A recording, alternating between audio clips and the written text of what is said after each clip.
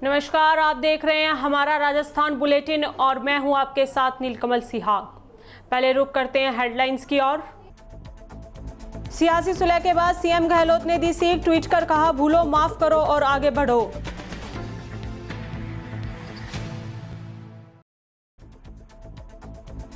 थौब में van bike में भिड़त, 3 घायल।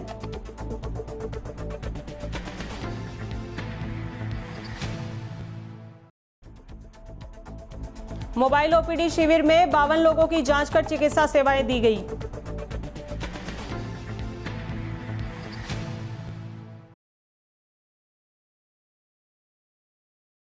अब खबरें विस्तार से। सत्ता के लिए कांग्रेस में पिछले 1 महीने से मचे घमासान के शांत होने के बाद सीएम अशोक गहलोत ने कहा कि कांग्रेस पार्टी में आप में जो भी नाइत्तेफाकी हुई है उसे भूलकर डेमोक्रेसी को बचाने की लड़ाई में लगना है। सीएम गहलोत ने गुरुवार को एक के बाद एक कई ट्वीट करके कहा कि सेफ डेमोक्रेसी हमारी प्रायोरिटी होनी चाहिए। दरअसल सीएम ने कल भी ट्वीट कर कुछ ऐसी ही बातें शेयर की थी। उसके बाद आज भी गहलोत ने एक ट्वीट कर अपनी बात रखी है। गहलोत ने अपने ट्वीट्स में कहा कि कांग्रेस की लड़ाई तो सोनिया गांधी जी और राहुल गांधी जी के नेतृत्व में डेमोक्रेसी को बचाने की है। पिछले 1 माह में कांग्रेस पार्टी में आपस में जो भी नाइत्तेफाकी हुई है उसे देश के हित में, प्रदेश के हित में, प्रदेशवासियों के हित में और लोकतंत्र के हित में हमें फॉरगेट एंड फॉरगिव, आपस में भूलो और माफ करो और आगे बढ़ो की भावना के साथ डेमोक्रेसी को बचाने की लड़ाई में लगना है। बारां के हरनावदा शाहजी कस्बे में बुधवार को भगवान श्री कृष्ण का जन्म बड़े ही हर्षोल्लास के साथ मनाया गया। कस्बे के सभी मंदिरों को विद्युत सजावट व फूल मालाओं से सजाया गया। वहीं नन्हे मुन्ने बच्चों द्वारा कई जगह छोटी छोटी झांकियां बनाई गई, लेकिन इस बार कोरोना महामारी के चलते दर्शनार्थी कम संख्या में पहुंचे। वहीं लोगों ने घरों पर ही पूजा अर्चना कर भगवान का जन्मदिन मनाया। मंदिरों में सोशल डिस्टेंसिंग का पालन करते हुए लोगों ने भगवान के दर्शन किए और इधर भीड़ भाड़ की संभावना के चलते पुलिस प्रशासन भी सतर्क नजर आया।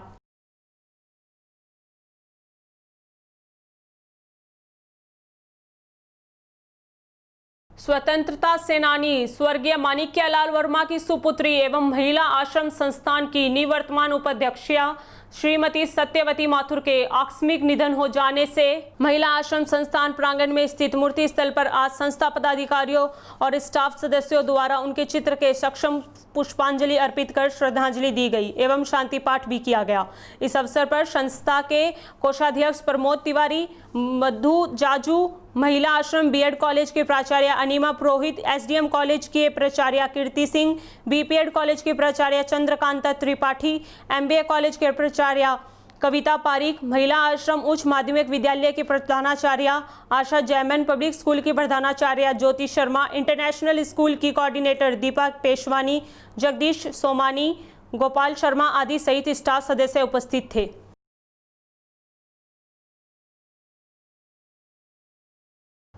अब खबर जोधपुर से। जोधपुर के ओशिया उपखंड मुख्यालय के थोप के निकट सामने से आ रही मारुति वैन व बाइक में जोरदार भिड़ंत हो गई। इस हादसे में 3 लोग घायल हो गए, जिन्हें स्थानीय बाशिंदों ने ओसिया के सीएचसी पहुंचाया।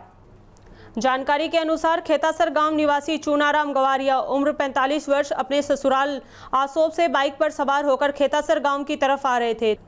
तभी थोप गांव के पास मोड़ पर सामने से आ रही तेज गति से आई वैन ने बाइक को टक्कर मार दी, जिसे हादसे में बाइक चालक व पीछे सवार एक महिला व बच्चा गंभीर रूप से घायल हो गए, जबकि बाइक क्षतिग्रस्त हो गई। स्थानीय बाशिंदों के अनुसार वाहनों की भिड़ंत इतनी जोरदार थी कि एक तेज धमाके की आवाज हुई, जिसे सुनकर आसपास के लोग मौके पर पहुंचे और घायलों को ओशिया के सीएचसी में भर्ती करवाकर साथ ही घटना की जानकारी पुलिस को भी दी, जहां प्राथमिक उपचार के बाद गंभीर रूप से तीनों घायलों को जोधपुर के लिए रेफर किया गया।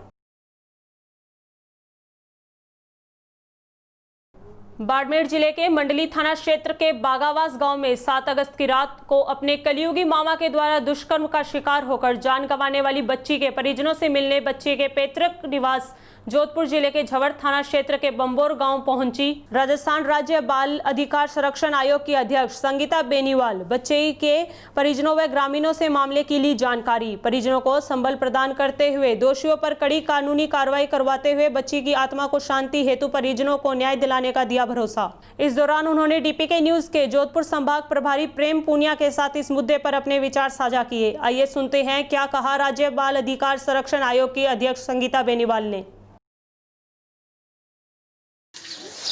हाँ जी मैम, जिस प्रकार से ये जो घटना हुई है प्रदेश के अंदर, देश के अंदर बात करें, इस प्रकार बच्चों के साथ जिस प्रकार की घटनाएं बढ़ रही है उसके ऊपर आपका क्या वक्तव्य रहेगा? और इस घटना के बारे में आपने जानकारी ली है, इस तरह की जानकारी से आपको आप क्या कहना चाहेंगे इस मुद्दे पर? देखिए, वैसे तो जहाँ पर भी दुष्कर्म की घटनाएं आती हैं, आयोग तुरंत प्रभाव से वहाँ पहुँचने का प्रयास करता है और उस बात तक की तह तक जाता है कि आखिर ये घटना उस बच्ची के साथ या क्यों घटित हुई। लेकिन कहते हुए बड़ा अफसोस होता है, बड़ी गंभीर बात है और दुख का विषय है कि आज बच्ची अपने ननिहाल में सुरक्षित है। हम बात करते हैं पड़ोस में सुरक्षित नहीं, लेकिन आज ननिहाल का बच्चों का, परिवार माता का जाने का एक अलग क्रेज़ होता है कि छुट्टियों में, राखी पे, नाग त्योहार ननिहाल जाएंगे। और ये जब घटना सुनने को मिलती है ननिहाल में जाकर अपने खुद के मामा के द्वारा, तो दुख का विषय है। और आज परिवारजनों से मुलाकात की है, इनको संबल प्रदान किया है और अभी प्रशासन के साथ बैठक रखी हुई है इसी मामले को लेकर। और बच्चे के परिजनों की तरफ से कोई विशेष मांग आपसे? परिवारजनों ने न्याय की मांग की है कि बच्ची को पूरा न्याय मिलना चाहिए और जो भी इसमें लिप्त हैं उन सबको कड़ी से कठोर सज़ा मिलनी चाहिए और जिसने इलाज में देरी करी है उसके अलावा जो भी जिसकी तरफ से भी देरी रही है और जिसने लापरवाही बरती है उसके खिलाफ संज्ञान लेता है आयोग और उनके सजा सख्त से सख्त कार्रवाई। नहीं, आपका आयोग की तरफ से संज्ञान का कल मामला मीडिया में आया था, क्या आपसे जो जांच अधिकारी उनसे बात हुई या इस मामले में अभी भी क्या लगता है कि ये सामूहिक दुष्कर्म की घटना है या? हाँ, जांच अधिकारी से मेरी बात भी हुई है और अभी बैठक भी रखी गई है। तब मेरे पास पूरी घटना जब सामने आएगी तब मैं आपको इस बारे में पूरी जानकारी दूंगी। और आयोग इस मामले में लेकर गंभीर है, संवेदनशील है और प्रयास रहेगा कि बच्ची के साथ जो दुष्कर्म हुआ है उसके जो पिताजी को जो पहुंचा है आघात, उसके लिए भी आयोग उनके साथ संबल प्रदान करता है और जो भी पीड़ित प्रतिकर का जो प्रावधान है वो भी कलेक्टर से कहकर इस परिवार को देने का और आयोग की तरफ से देने का। मैम, जो समाज में मानव के रूप में जो इस प्रकार के दरिंदे जो घूम रहे हैं तो अपनी बहन बेटी को शिकार बना रहे हैं, क्या आपको लगता नहीं है कि इन दरिंदों के मन में कानून का राज और पुलिस का एक बार खत्म हो चुका है? बिल्कुल, मेरी तो माननीय न्यायालय से भी ये अपील रहेगी और विनती रहेगी कि इस तरह के दरिंदों को सख्त से सख्त और तुरंत सज़ा दी जानी चाहिए ताकि एक उदाहरण सेट हो सके सभी जगह। तो कोई और अपनी बहन बेटियों पर उठाने से पहले या बाहर का आदमी उठाने से पहले 10 बार सोचे कि हम गलत कर रहे हैं। एक मासूम सी 7 वर्ष की बच्ची जिसने अपनी ज़िंदगी अभी शुरू की थी, उसकी जीवन लीला इस तरह से समाप्त होना बहुत दुख का विषय है। अब खबर पाली जिले से। पाली के देसूरी उपखंड क्षेत्र में श्री कृष्ण जन्मोत्सव बड़े ही धूमधाम से मनाया गया।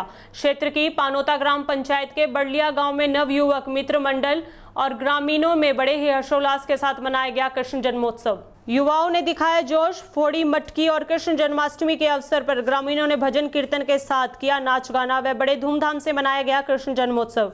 इस अवसर पर अध्यक्ष श्रीमान जबर सिंह, इंद्र सिंह, गुलाब सिंह, सरवन सिंह, विरम सिंह, नारायण सिंह, दिनेश सिंह, मूल सिंह, कुशवीर सिंह और सभी ग्रामवासी मौजूद थे।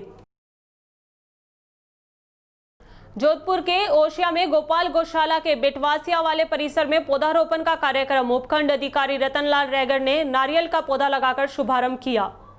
इस कार्यक्रम में पुलिस विभाग व वन विभाग, ओसिया व्यापार संघ, कृषि उपज मंडी संघ, ओशिया खाद बीज व्यापार संघ, ओशिया वस्त्र व्यापार संघ, गायत्री परिवार और गौशाला समिति के सदस्य और गांव के प्रबुद्धजनों ने भाग लिया। उप अधीक्षक दिनेश मीना, रेजर कालूराम, ग्राम सेवक मोहनलाल सांखला, गौशाला समिति के सचिव भगवान दास राठी, कोषाध्यक्ष हरि नारायण सोनी, मोतीलाल सोनी, भंवरलाल शर्मा, लुनाराम चौधरी, श्याम सुंदर सोनी, पूर्व सरपंच श्याम सुंदर ओझा, खुशालाराम मेघवाल, रिटायर्ड पुलिस उपाध्यक्ष जबर सिंह चौहान, कृषि मंडी डायरेक्टर दिलीप कुमार सोनी, भंवरलाल सोनी, नथमल सोनी, हरीश चांडक, सूरत मोहनलाल चांडक, नंद किशोर चांडक, मगराज सोनी, सुनील लोहाटी।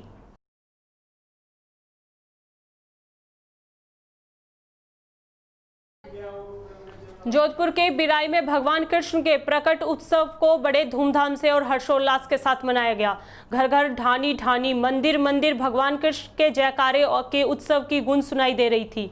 समय रात्रि के 12 बजे जैसे ही श्री भगवान के जन्म का समय हुआ, ढोल नगाड़े तालियों की गूंज सुनाई पड़ी। मंदिरों में शंख की गड़गड़ाहट और खुशी का स्वर गूंज उठा। नंद के घर आनंद भयो, जय कन्हैया लाल की। हाथी घोड़ा पाल की, जय कन्हैया लाल की। माखन दूंगी रे सांवरिया, थोड़ी बंसी तो बजा, बधाई हो जन्मे हैं कृष्ण कन्हैया, गोकुल में बधाई हो।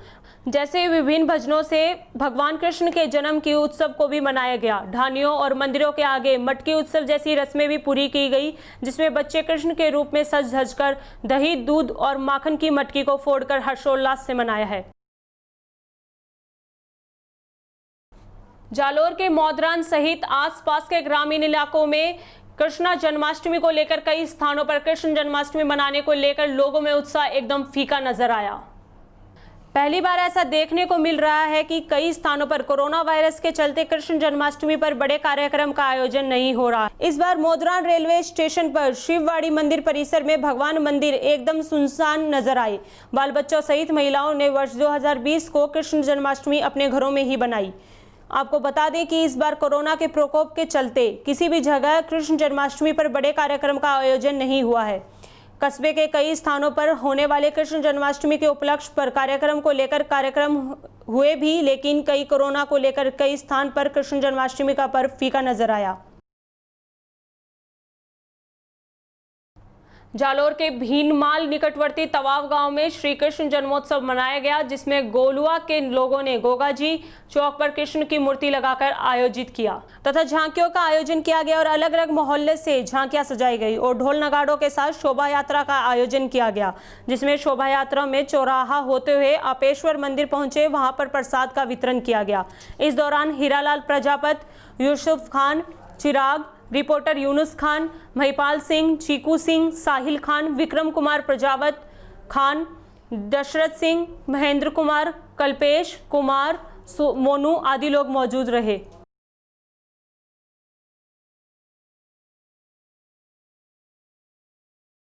कृष्ण जन्माष्टमी के पावन अवसर पर अखिल भारतीय ब्राह्मण महासंघ के राजस्थान प्रदेश अध्यक्ष, राष्ट्रीय परशुराम सेना राजस्थान प्रदेश के महासचिव महेंद्र सिंह राजपुरोहित घेवड़ा देचू ने बताया कि श्री कृष्ण जन्माष्टमी का देश भर में विशेष महत्व है। यह हिंदू धर्म के प्रमुख त्योहारों में से एक है। भगवान श्री कृष्ण को हरि विष्णु का 8वां अवतार माना जाता है।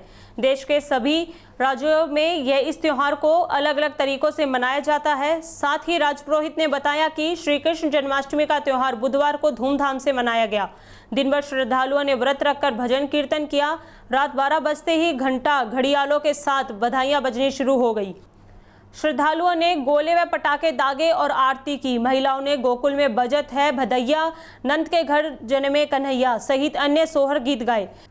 भगवान श्री कृष्ण के जन्मोत्सव की तैयारियां पखवाड़े भर से चल रही हैं। बुधवार को इंतजार की घड़ियां खत्म हुई और वह दिन आ पहुंचा। सुबह स्नान ध्यान कर श्रद्धालुओं ने व्रत रखा।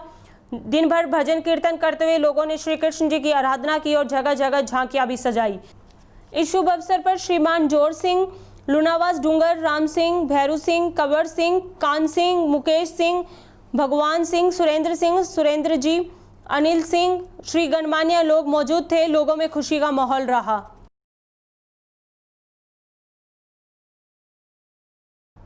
पाली के देसुरी उपखंड की केसुली ग्राम पंचायत में सरपंच जयदेव सिंह के नेतृत्व में गंदगी मुक्त भारत व्यवहार परिवर्तन अभियान की पंचायत परिसर में झाड़ू निकालकर शुरुआत की गई। इस अवसर पर सरपंच ने ग्रामीणों की स्वच्छता के बारे में जानकारी दी। वे अपने आसपास की साफ सफाई रखें और स्वस्थ रहें।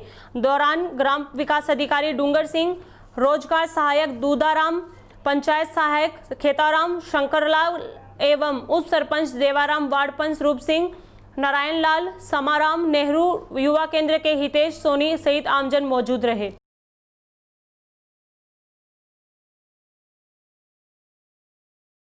बीकानेर के कौलायत के झज्जू गांव के आंगनबाड़ी केंद्र में मोबाइल ओपीडी शिविर और MCHN डेक पर टीकाकरण किया गया। चिकित्सा शिविर में कुल 52 लोगों की चिकित्सा जांच की गई। शिविर प्रभारी डॉक्टर उदय सिंह राठौड़ ने जानकारी देते हुए बताया कि शिविर में शुगर और हेमोग्लोबिन की 21 लोगों की जांच की गई और 9 गर्भवती महिलाओं की जांच और 9 गर्भवती महिलाओं और 15 बच्चों के टीकाकरण किया गया और उन्हें दवाइयां भी दी गई। इस दौरान डॉक्टर उदय सिंह राठौड़, ANM संजू चौधरी, आशा सहयोगिनी भागीरथी, कमला देवी कार्यकर्ता और कमला देवी सहायिका ने चिकित्सा सेवाएं दी।